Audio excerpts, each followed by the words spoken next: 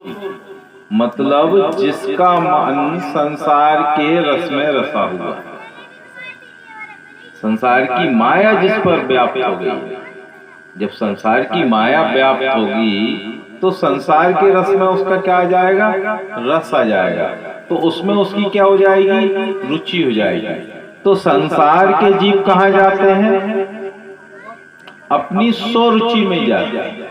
भाई किसी भी व्यक्ति को कोई नियम धर्म की बात कहो तो वो बातें क्या नहीं लगती, उसको अच्छी नहीं लगती। वो अपना एक धर्म बना देता है, अपनी नीति बना लेता है और फिर उस हिसाब से अपनी बातों को सिद्ध करने की कोशिश करता है। तो यहाँ भी जो है यही बात आती है कि उत्तनपाद की दो पत्नियां हैं, सोनीति और सोऋषि, और जैसे कि उनका नाम है उसी हिसाब से जो है उनके स्वभाव भी हैं।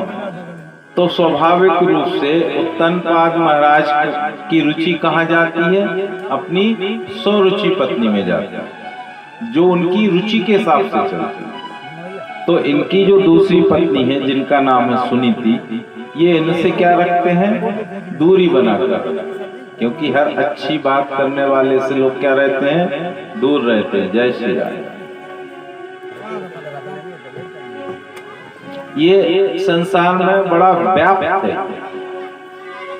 कि नीति पर चलाने की जब बात करते हैं तो वो व्यक्ति उससे क्या करने लगता है, किनारा लेने लगता है। और जहां आपकी स्वरुचि वाली बात है तो वो व्यक्ति का उसमें क्या आ जाता है, रस आ जाता है। तो इनके यहाँ जो है एक एक पुत्र है, स्वरुचि और सुनीति के यहाँ। तो जो सुनीति है उनके पुत्र का नाम है ध्रुव और स्वरुचि के पुत्र का नाम है उत्तम। एक दिन क्या हुआ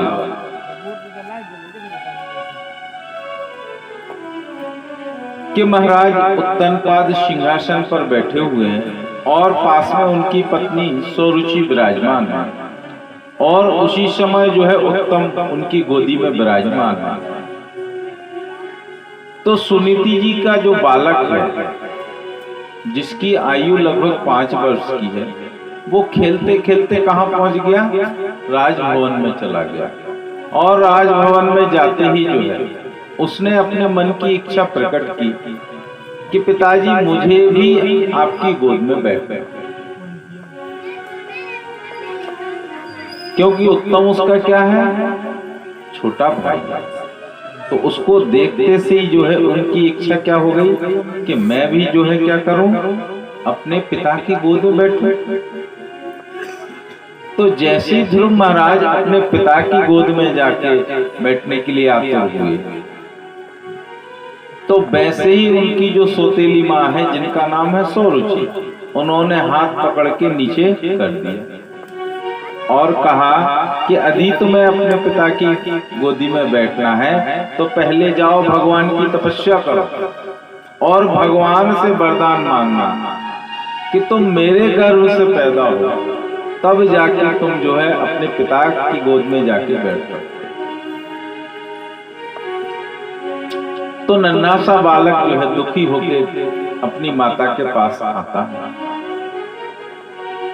तो यहाँ कुछ विद्वानों का मत है कि ध्रुव जी महाराज ने ये सारा वृत्तांत बताया, और कहीं कहीं ये वृत्तांत आता है कि ये वृत्तांत जो है उनकी दासियों ने जो है माता सुनीति को बताया।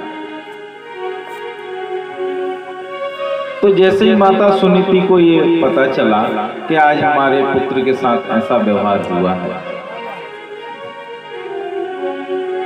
तो तुरंत जो है सुनीति देवी जी ने कहा कि हाँ पुत्र, आपकी माता ने सही उपदेश तो किया है कि आप वन में जाओ और भगवान की तपस्या करो और उस जगत पिता परमात्मा की गोद में जाके बैठो।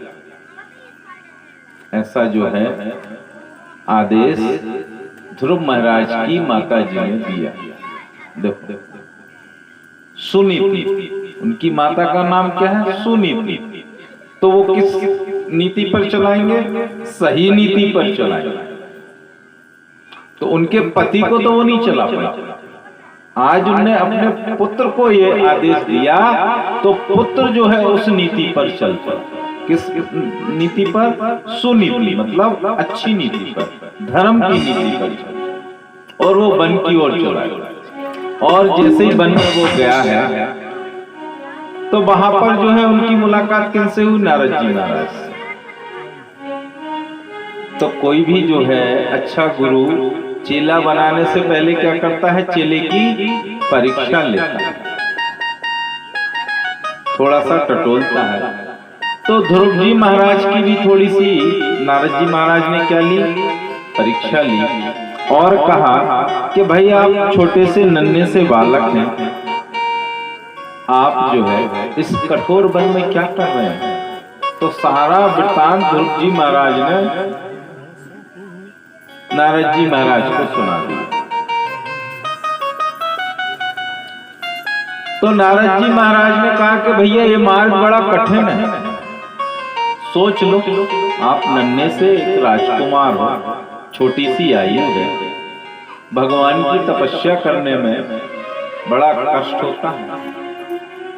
तो ध्रुव जी महाराज भी बड़े दृढ़ संकल्प करते। उन्होंने कहा नहीं, मेरी माता सुनीति जी का आदेश है कि वन में जाके भगवान की तपस्या करो, तो मैं तो अब तपस्या करके ही रहूंगा।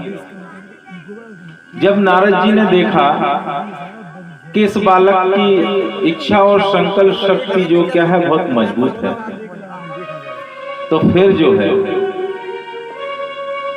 नारद जी महाराज ने 12 मंत्र का जो है गुरु मंत्र जो है ध्रुव जी महाराज को दिया और कहा कि ओम नमो भगवते वासुदेवाय।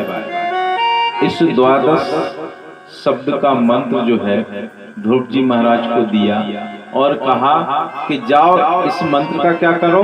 आप जाप करो। तो इस प्रकार जो है ध्रुव जी महाराज ने भगवान की घोर तपस्या की। तो भगवान जो है ध्रुव जी महाराज पर क्या हो गए? प्रसन्न हो गए। और जैसे ही भगवान वहां प्रकट हुए तो भगवान ने कहा कि पुत्र मांगो, क्या वरदान मांगते? तो भाई क्या होता है, कभी कभी जो है कुछ लोग जो है मांगने नहीं जानते। भाई ये सिखाई ही नहीं था उनको कि मांगना क्या है। भाई उनकी माता जी ने, सुनीति जी ने क्या कहा था कि जाओ वन में चले जाओ, तपस्या करो भगवान।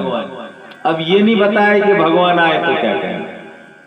तो अब जो है ध्रुव जी महाराज सोचे पड़ गए कि भगवान से क्या मांगे। तो भगवान ने कहा पुत्र कुछ भी मांगो। तो बोले महाराज हमने तो आपकी तपस्या इसलिए की थी कि हमारे पिता की गोद में जब हम बैठने जा रहे थे तो हमारी माता ने हाथ से नीचे उतार दिया था। हमारी तो बस एक ये लालसा थी कि हम अपने पिता की गोदी में बैठे, इसके लिए जो है हमने आपकी तपस्या की।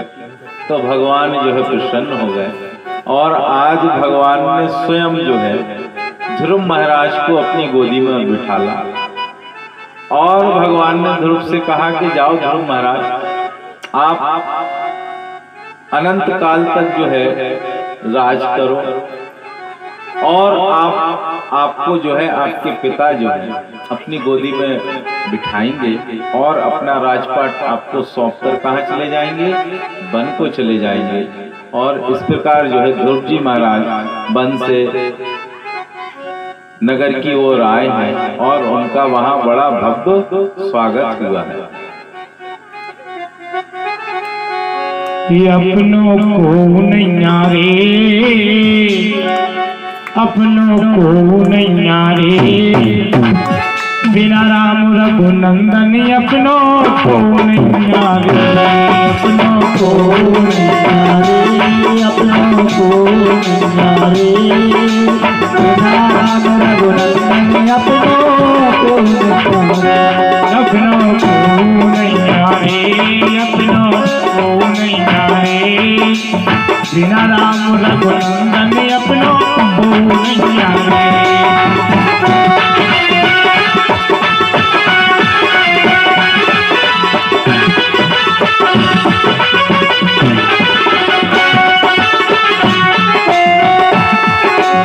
ये बिना तक प्रिया रोवे 6 महीना तो भाई 6 महीना तो भाई 6 महीना तो भाई जन्म जन्म तक माता रोवे हंस अकेला जाई अपनों को नहीं आए अपनों को नहीं आए बिना राम रघुनंदन अपनों को नहीं आए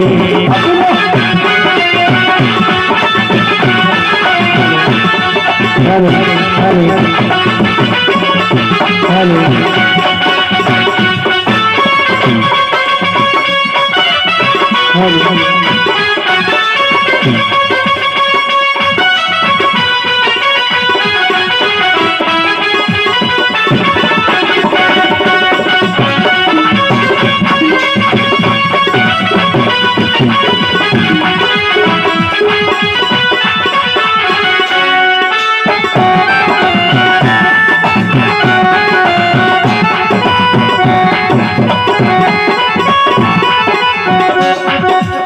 हाथ पकड़ के प्रिया रोवे बाहें पकड़ के भाई पकड़ के प्रिया रोवे बाहें पकड़ के भाई बाहें पकड़ के भाई पकड़ के भाई